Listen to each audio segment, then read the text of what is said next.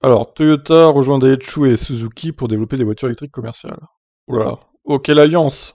L'alliance des bras cassés du véhicule électrique, là. Les constructeurs Daihatsu et Suzuki ont annoncé qu'ils rejoindraient Toyota dans une alliance dirigée par ce dernier. Ouais, normal, hein, c'est le plus gros groupe des trois, là, Toyota. L'objectif est de développer des voitures électriques commerciales. De cette façon, les fabricants pourront augmenter la production, en plus d'augmenter la connectivité entre les entreprises impliquées. Comme nous l'avons vu, la transition vers la mobilité électrique s'opère lentement.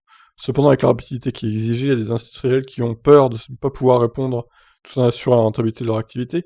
Pour cette raison, des partenariats et des alliances commencent à émerger. Par exemple, Honda recherche des collaborations avec d'autres constructeurs afin de réduire les coûts de développement des voitures électriques. En plus de cela, Toyota a également rejoint deux autres constructeurs, Daihatsu et Suzuki, dans une alliance dirigée par lui-même, qui comprend également Hino et Isuzu. Oh là là, que des marques japonaises obscures là. Dans ce cas, chacun des constructeurs recevra une participation de 10% dans la co-entreprise, tandis que Toyota détiendra 60%. Oh oui, d'accord, ok. Tranquille. Avec Suzuki et Daihatsu rejoignant le projet et travaillant ensemble, nous pourrons élargir notre cercle de coopération pour couvrir non seulement les véhicules utilitaires, mais aussi les petits véhicules.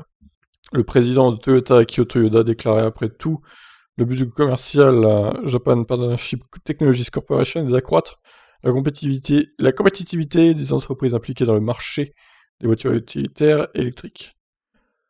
Alors, il faut pas faire que des utilitaires, les gars, hein, quand même. Hein. Il faut se concentrer sur les voitures des particuliers aussi, quand même. Hein. Dans le cadre de leur alliance, Toyota, Isuzu Motors et Inno Motors travaillent sur les technologies électriques, hydrogène, connectées et autonomes. Ces trois constructeurs contrôlent, selon la société de presse, 80% du marché japonais des camions. Les deux nouveaux alliés sont des spécialistes des voitures Kei. Et oui, comme la Ion, quoi. La IMIV, c'était des Kei Cars, ils appellent ça, qui représentent environ 40% du marché automobile japonais.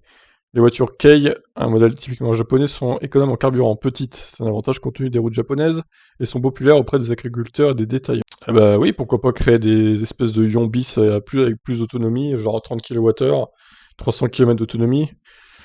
Ça pourrait être une idée déjà pour commencer, tu les mets à pas cher, tu les mets à 15 000 euros. Je pense que ça pourrait bien marcher. Hein. Bien que Toyota ait reconnu que les entreprises sont rivales, il pense qu'elles doivent collaborer au profit des consommateurs. Plus que cela, en travaillant ensemble, les fabricants sont en mesure de réduire les coûts et d'augmenter l'efficacité. Ok, bon bah... Voilà, on a un groupe de 5, hein, du coup, les 5 bras cassés du VE japonais, quoi.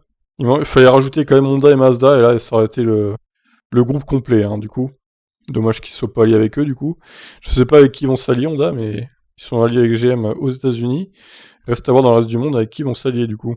Bon, bah écoutez, je vous laisse réagir suite à cette annonce. Qu'est-ce que vous en pensez de cette alliance énorme entre 5 grands constructeurs? Ciao, ciao.